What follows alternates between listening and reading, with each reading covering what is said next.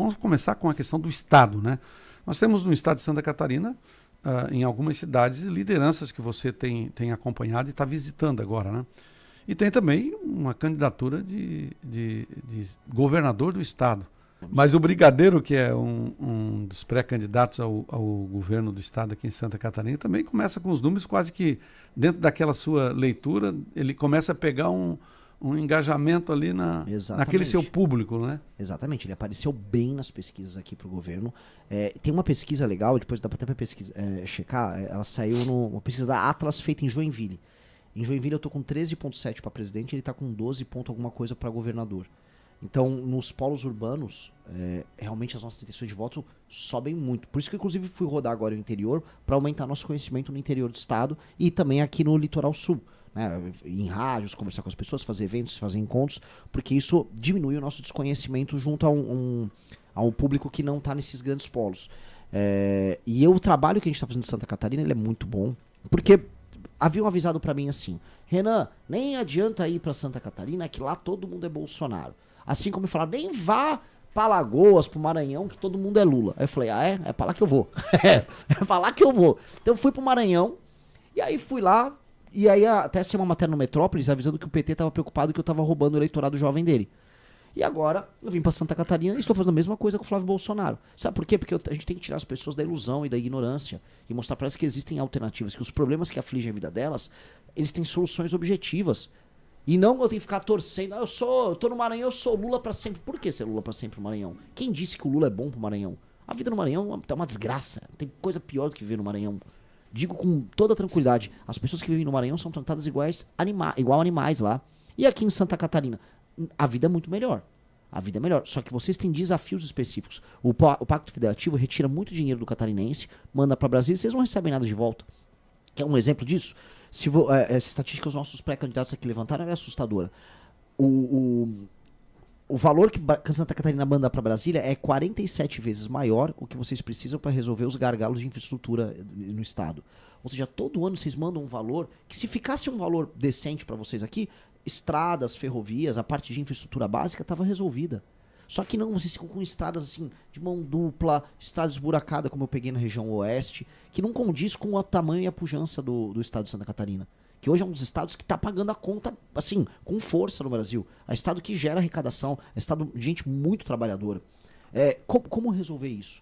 Como conciliar isso? Porque aí eu vou para outros estados, eu também vou visitar estados do norte, em que os prefeitos recebem muito dinheiro, não tem nenhum compromisso para a vida das pessoas, mas o dinheiro veio de outro lugar, veio lá de São Paulo, de onde eu vim, veio lá de Minas, especialmente do sul de Minas, que é muito trabalhador, veio do Paraná, veio daqui de Santa Catarina. Pô, tá errado isso. Quer dizer que quem tá pagando a conta não pode ter estrutura? Não pode, tem que sempre ficar com o estado esburacado? Então, esse entendimento é muito importante. E tem um outro entendimento que é muito importante, a gente precisa colocar aqui. O catarinense não é reconhecido pelo Brasil como parte do Brasil. É tratado só como burro de carga, que tem que trabalhar, pagar imposto, mas quando a gente vai lá pra Copa do Mundo, eles vão mostrar só assim, uma favela no Rio, vai mostrar um pouquinho do Nordeste, vai mostrar um Amazonas. Pra falar de alguém do Sul, eles vão botar, nem vai faltar uma pessoa, vão botar um chimarrão pra falar que é o Rio Grande do Sul. Isso é desrespeitoso. As pessoas daqui são tratadas como brasileiros de segunda categoria, que paga a conta e cala a boca. E eu acho que isso tá errado. Eu acho que o Brasil tem que ter mais a cara do Sul do Brasil. O Brasil tem que parecer com o sulista na hora de ter boas cidades, boa qualidade de vida, sociedade baseada em confiança, um modelo de cooperativa. E aí tem outra coisa que todo mundo também gosta agora de tirar férias aqui em Santa Catarina. Ou seja, não trata de Santa Catarina como o Brasil, mas para ir para as praias todo mundo quer. Né? E eu falo isso como um frequentador das praias aqui da região sul. Já fui para Garopaba, já passei Réveillon, Garopaba, já fui para Ferrugem, Farol de Santa Marta, ali perto de Laguna. São lugares que eu amo, tenho grandes histórias maravilhosas da minha vida quando eu era uma pessoa jovem e não era um político. E tenho uma memória afetiva muito boa daqui. Mas não dá pra só ter a memória afetiva daqui e gostar de ter histórias e festas, pessoas que vão pra Balneário Camboriú, e depois ignorar o papel de Santa Catarina na economia brasileira e as necessidades de Santa Catarina. É um estado, como a gente estava conversando antes, que não está indo bem na área de saneamento básico. Quando a gente pega o ranking de saneamento básico, Santa Catarina vai mal quando comparado com os estados produtivos. Isso precisa ser resolvido. Né? A gente teve marcos regulatórios para melhorar a questão do saneamento, os prefeitos têm que focar nisso, mas definitivamente o próprio governo federal nunca olhou para Santa Catarina como deveria. Bom, Exato. tu acha que essa falta de infraestrutura é uma falta de visão, de gestão de quem está lá na ponta para poder fazer? Olha, há sempre uma responsabilidade do político local, mas o problema daqui, assim como o problema do Paraná, que é outro estado que eu também rodei bastante, é um problema que envolve uma perspectiva de Brasil. Os estados que pagam a conta, eles não recebem o dinheiro para investir na infraestrutura. É o que acontece nos lugares que mais trabalham e geram dinheiro para o Brasil, eles não têm os investimentos em infraestrutura condizentes com isso. E aí você vê, por exemplo, como eu vi no Paraná, a região toda de Cascavel, que é altamente produtiva, que é o oeste deles, é igual a região de Chapecó. Tem uma estrada vagabunda para ligar eles lá pro Porto de Paranaguá. E mesma coisa com vocês aqui na região do oeste. Vocês têm uma coisa muito, muito clara sobre Santa Catarina. Santa Catarina é muito diferente por região. O oeste é uma coisa, a região lá do Vale do Itajaí é outra, a região lá norte é outra, a região do litoral é outra coisa. Floripa não tem nada a ver com, sabe, vou dar um exemplo, Floripa não tem nada a ver com Blumenau, que o sul já é outra coisa. Você tem um estado que ele é muito diverso, com focos econômicos diferentes, mas uma coisa em comum é problemática, a falta de infraestrutura. A falta de estrutura é um problema nítido. É um problema que o meu estado, São Paulo, resolveu. Como? Porque a gente investiu em infraestrutura lá nos anos 70, 80, fez toda a malha de estradas em São Paulo com o governo estadual.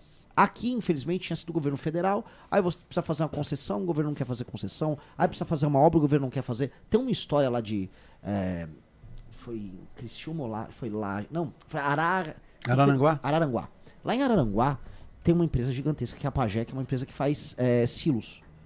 Uma empresa enorme, acho que uma das empresas que mais fazem silos. De Santa Catarina tem uma estrutura de silos bem grande por causa do água. Pois bem, ela tá pensando em ir embora, porque alaga a região em que ela fica.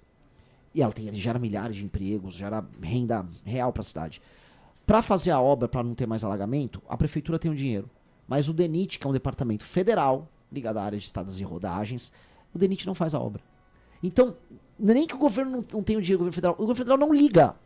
Ele tá pouco se lixando. Aí aquela fábrica pode sair de uma cidade, gerar desemprego, mudar a qualidade da vida das pessoas, porque o governo federal não liga. E esse elemento do governo federal não ligar para os problemas dos estados que pagam a conta, me dá ódio. Ódio. Eu vou dar um exemplo. Não é que no governo federal não tinha que fazer isso. Tinha. Mas caiu uma ponte entre Tocantins e Maranhão. Até saiu os vídeos lá. O governo federal correu e refez uma ponte. Correu. No mesmo ano. Tum. Fez uma ponte rapidinho. Eu fui visitar a ponte. Agora lá, a gente olha, aquela ponte foi construída originalmente em 1959. O governo Tocantins, o governo do Maranhão, o Tocantins nem existia, né? Mas o governo do Maranhão nunca se preocupou em fazer a manutenção da ponte. Por mais de 50 anos. Aí a ponte cai, um monte de gente morre, e aí o governo federal tem que correr e fazer obra lá. Agora a obra pra vocês não faz? Circula mais mercadoria e mais dinheiro aqui do que lá. Por mais que a galera lá no sul do Maranhão seja muito trabalhadora, mesmo. Um agro muito poderoso, enquanto tem gente maravilhosa ali. Agora, por que um faz a obra correndo e para outra ignora? Tem um elemento aqui que, assim, é um governo federal, esse governo do PT, que como vocês não dão voto para eles não ligam para vocês. Como vocês pagam a conta, eles não ligam para vocês. Eu acho isso abusivo. Eu acho isso, assim, uma sacanagem colossal. Eu acho isso muito falta de respeito. E isso precisa mudar.